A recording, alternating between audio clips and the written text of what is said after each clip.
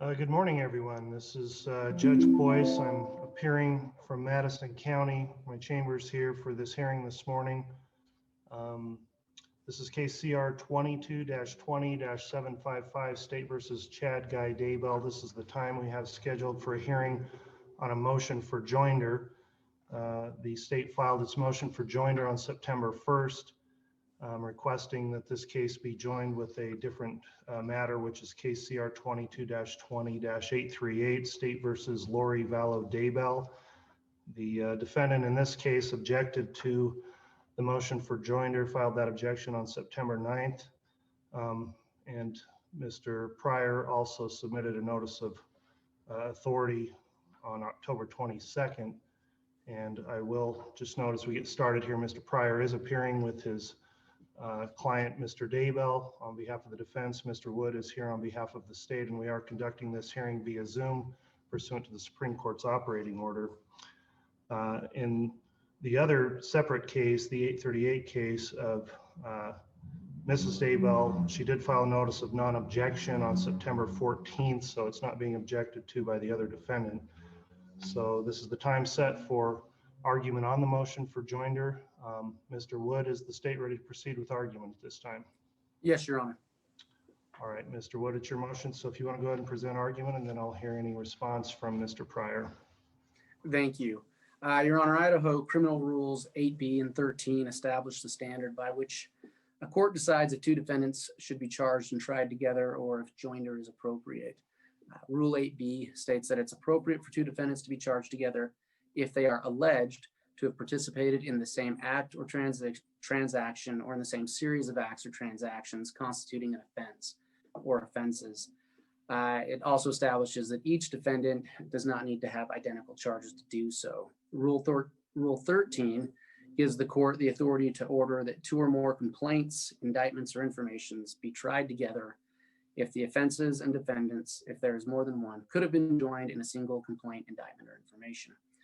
In the case before the court, Chad and Lori Daybell are both charged with 2 counts of conspiracy to conceal, alter, or destroy evidence. Chad Daybell is additionally charged with 2 counts of concealing, altering, or destroying evidence. The evidence in question for all counts is essentially the same.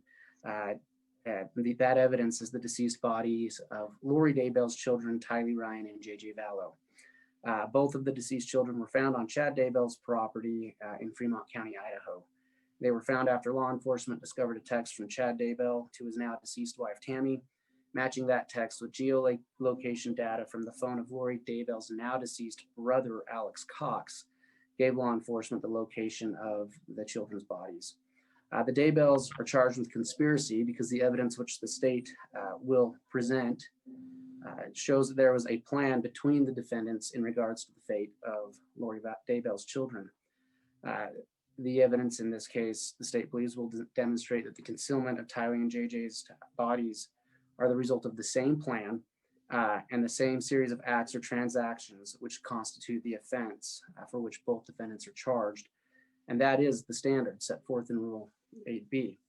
I note that the standard is the allegation that they are alleged to have committed those acts. Beyond Idaho's criminal rules, the courts have made it clear that joint trials are appropriate. As mentioned in the state's brief in Zafiro versus the United States, the Supreme Court stated that joint trials play a vital role in the criminal justice system, that they promote efficiency, serve the interest of justice by avoiding the scandal and inequity of inconsistent verdicts.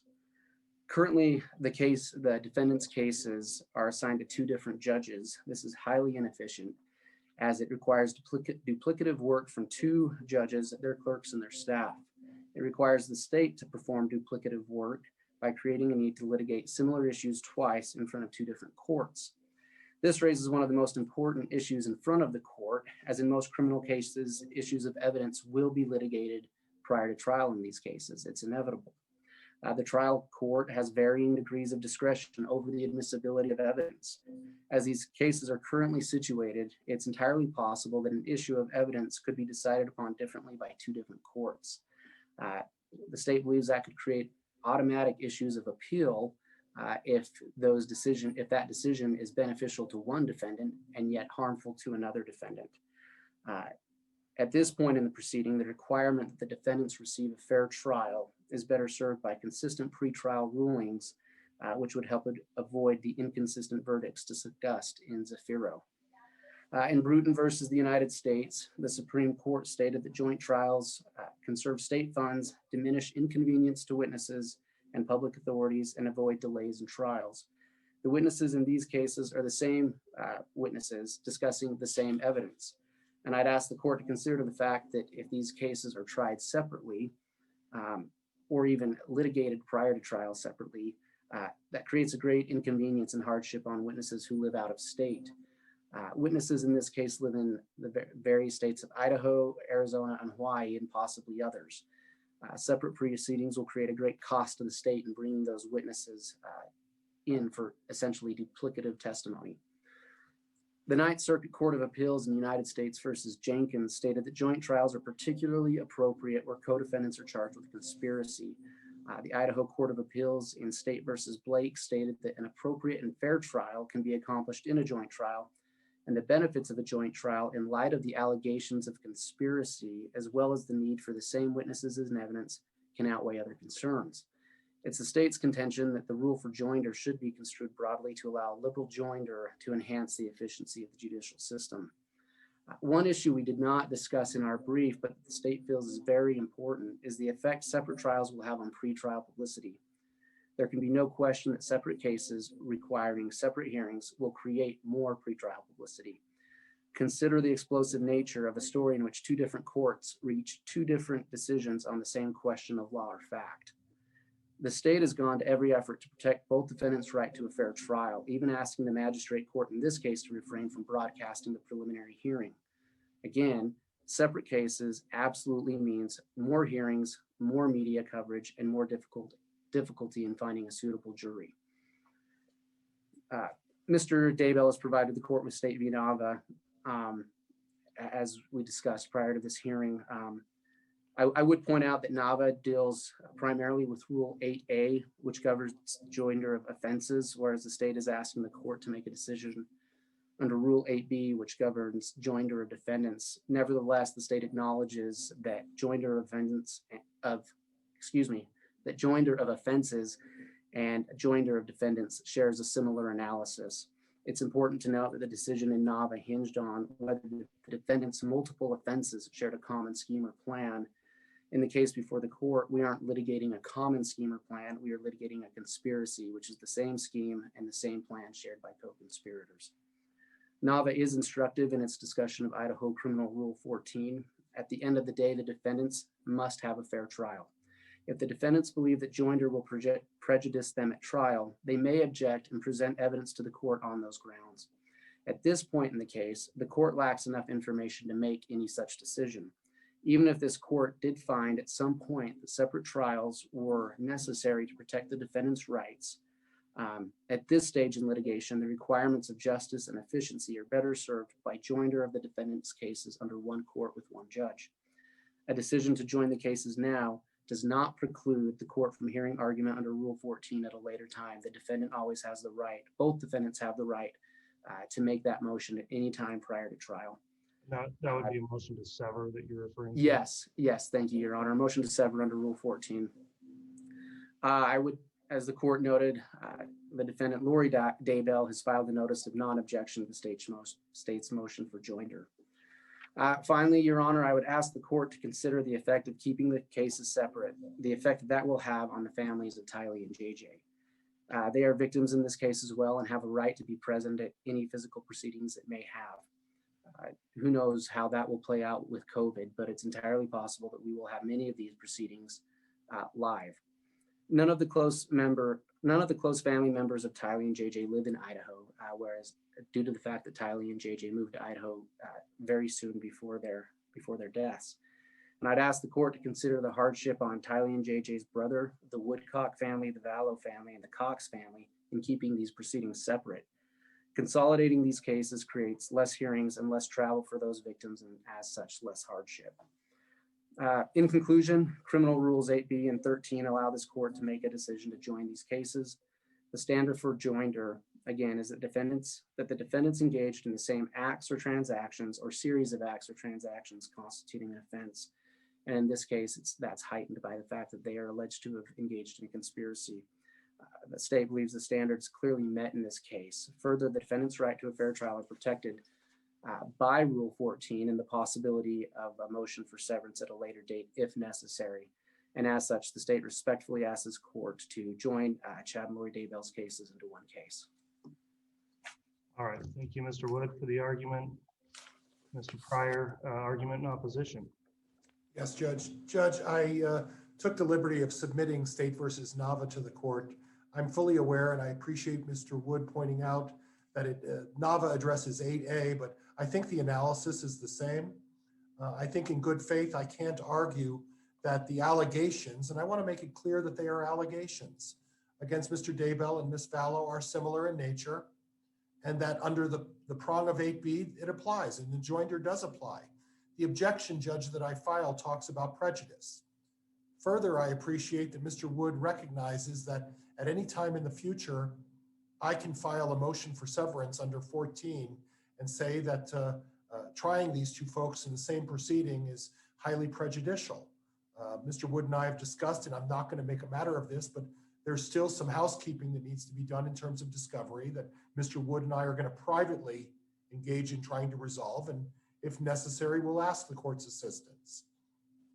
But at this point, without all of the information in this case, I'm not in a position to argue severance on this date, and that's going to have to be reserved for a different date.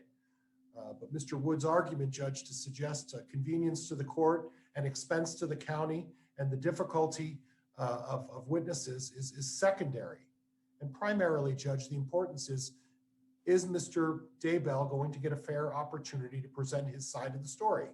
And is it going to be able to be presented without any kind of prejudice or bias? Or are they going to infer anything from any other witness or any other defendant or anybody else that does not afford him an opportunity to fairly present his case? And although 8A doesn't specifically address bias, the Nava case talks briefly that there is still a prejudice or a bias, and the court can evaluate that. Now, I understand there's been an inordinate amount of publicity. Mr. Wood has pointed out examples of some of the publicity, and I've pointed out examples, and that's going to be reserved for a different date in November when we talk about venue. But the fact remains, Judge, that by linking the two of these folks together is still going to provide a modicum of prejudice. And although I have to concede that joinder, when you look straight at the rule 8A, that there is an allegation of similar facts in this case. The fact remains is what I would ask the court to do is reserve a ruling on joinder, allow the argument to be made in terms of severance once Mr. Wood and I have resolved our discovery issues, and decide at that point whether or not we're going to proceed in a common trial. I don't think it's an effective argument for Mr. Wood to suggest that he's going to have to make more effort and he's going to have to do duplicative work in two different cases. And I'm sorry that he's going to have to engage in that. But the fact remains is that I'm a little confused on, we don't get to severance without a joinder because right now we do have two separate proceedings before two separate courts. So I guess I don't quite follow the argument of reserving ruling on joinder and then argue severance later. well, and that's where in all we are, you could call it severed because we have separate proceedings, separate judges right now. I guess my feeling, Judge, is simply this, is that if the court joins the case, you're going to require the fact that I go through the analysis and we come back and there's going to be a continued hearing. Now the court understands it. Maybe I wasn't being particularly clear. I guess from my position is I would leave the status quo, because at this point we are going to be going back and arguing these same facts again in a severance case once again, and I'm not beating on this, Mr. Wood, please don't take it this way, but once Mr. Wood resolves some of the outstanding issues that we have yet to resolve between the two of us. I guess from my perspective is that we proceed along as we are proceeding, and if at some point there needs to be a further ruling on the joinder, at that point we can go forward and do both of them at the same time. If the court doesn't want to do that, the court can make its ruling, and obviously I think both of counsel and I have indicated the court there is the opportunity without further action for a motion for severance in the future, Judge. Thank you. All right, thank you for the argument, Mr. Pryor. Mr. Wood, if you'd like to make any final rebuttal argument, you can do so. I would just point out that the duplicative nature of work in this case, if the cases aren't joined, and the inconvenience that causes not only the state but witnesses and victims, is absolutely appropriate for the court to consider. It's one of the factors brought up in the case law presented to the court. Other than that, I have nothing else, Your Honor. Okay, thanks, Mr. Wood. Well, counsel, I've considered the motion. I'm prepared to make a ruling at this time. As I mentioned when we started the hearing, this motion's been pending for quite some time. It was filed on September 1st, so almost 2 months ago. The concerns the state brings up as reasons to join the cases at this time I've considered, and I have to look at the two-prong analysis that's set forth in the case law and supported by the rules under Rule 8 and Rule 13 of the Idaho Criminal Rules. And the two factors I look at is, number one, under Rule 8B, is there a common scheme or plan to support the joinder that is alleged to have occurred in these two cases? And then part two is, would a joint trial of the two defendants be prejudicial, looking at joinder under 13 of trying the cases together.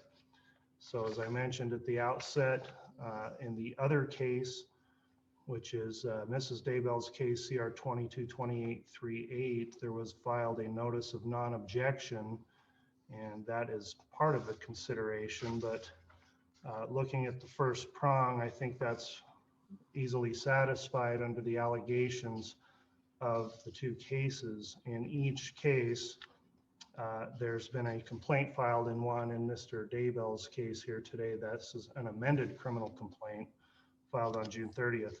But both cases have charges of conspiracy to commit destruction, alteration, or concealment of evidence.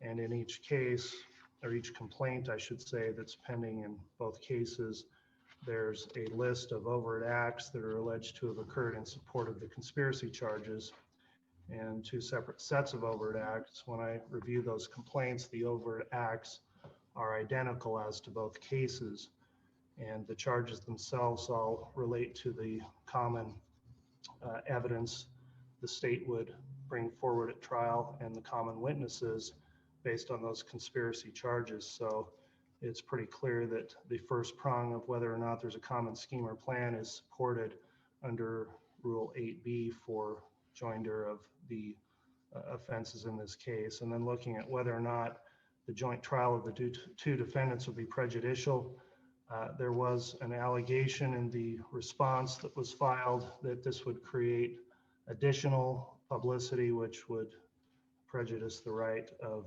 Mr. Daybell to a fair trial if these cases were joined. I've considered that. I've also considered the arguments of the state that having two separate courses run in two different cases with two different judges could result in separate evidentiary rulings. There could be some inconsistencies. There would be duplicative hearings. And I think quite concerning given our circumstances right now under our COVID restrictions and the difficulties we have even getting a jury trial at this point. The prospect of having two separate trials where two separate juries would have to be impaneled to try each case is concerning as well. And so when I look at all the factors and the supporting case law, I don't find that the prejudice at this point has been demonstrated that would be sufficient to prevent me from joining these cases. And so based on the analysis and consideration of the citations also provided by Mr. Wood, and also in due consideration of the new case that was cited by Mr. Pryor, the Nava case, I read through that as well. I do find the facts of that somewhat inapplicable to the issue I've got at hand. That's where a single defendant had a trial involving separate multiple victims, which were put together in a single trial. Here we've got two defendants with a single common scheme or plan that is alleged. And so upon consideration of all that, council, I am going to grant the motion to join at this time. As the parties indicated, that doesn't forego the possibility of a future motion for severance if prejudice is demonstrated by the defense in support of that motion. So clearly, Mr. Pryor, you have that opportunity going forward if you believe the prejudice would exist after we get further down the road with these cases being joined. But I am going to order the joinder of the cases. I'll grant the motion. Then, Mr. Wood, if you'd submit appropriate order, I'd appreciate that. Yes, Your Honor, we'll prepare that order. All right. Mr. Wood, do you have any questions regarding my ruling today? No, Your Honor. All right, Mr. Pryor, any questions from the defense regarding the court's ruling? No, Judge, thank you for your consideration this morning. All right, thank you very much, counsel. I appreciate your preparedness this morning and your briefing and arguments. And if there's nothing further, then we'll be in recess. Thank you, Thank Judge. you.